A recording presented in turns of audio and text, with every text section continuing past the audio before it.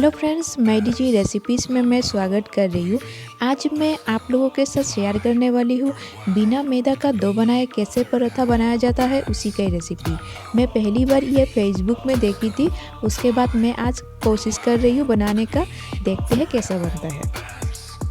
इस रेसिपी को बनाने के लिए सबसे पहले मैदे को एक बाउल में ऐड करेंगे। उसके बाद हाफ टी स्पून नमक ऐड करेंगे, 2 टीस्पून चीनी ऐड कर देंगे।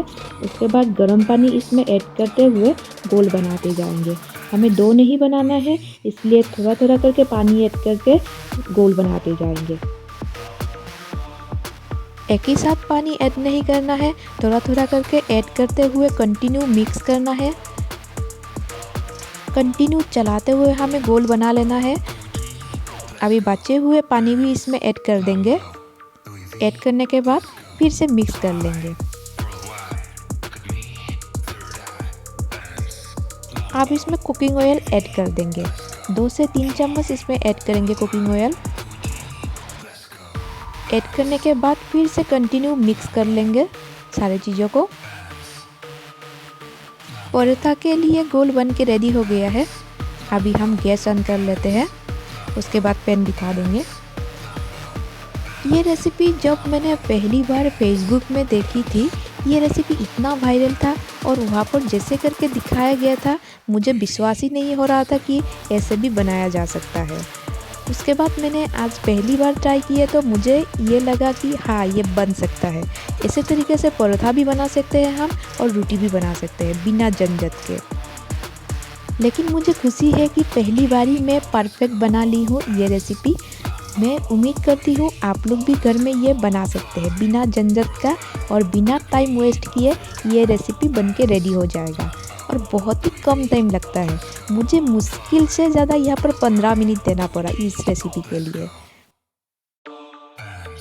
मुझे तो ये रेसिपी बहुत फ़ायदेमंद लगा, क्योंकि घर में कभी भी मेहमान आ जाए या फिर आप कहीं पर जाने के लिए रेडी हो गए हो, उसके बाद आपको खाना बनाना पड़े तो आप झटपट ये पराठा या रोटी का रेसिपी बना सकते हैं। इसमें हाथ भी गंदा नहीं होगा और आप भी सेफ रहेंगे। आपका मेकअप भी ख़राब नहीं होगा। मुझे बहुत ही अच्छा लगा ये रेसिपी। पराठा सेकने के टाइम पे गैस का फ्लेम हमें मीडियम टू लो ही रखना है। एक साइड में पूरा सेकने के बाद दूसरे साइड में भी अच्छे से सेक लेंगे। हल्के से ऊपर से दबाते हुए हमें सेकना है पराठे को।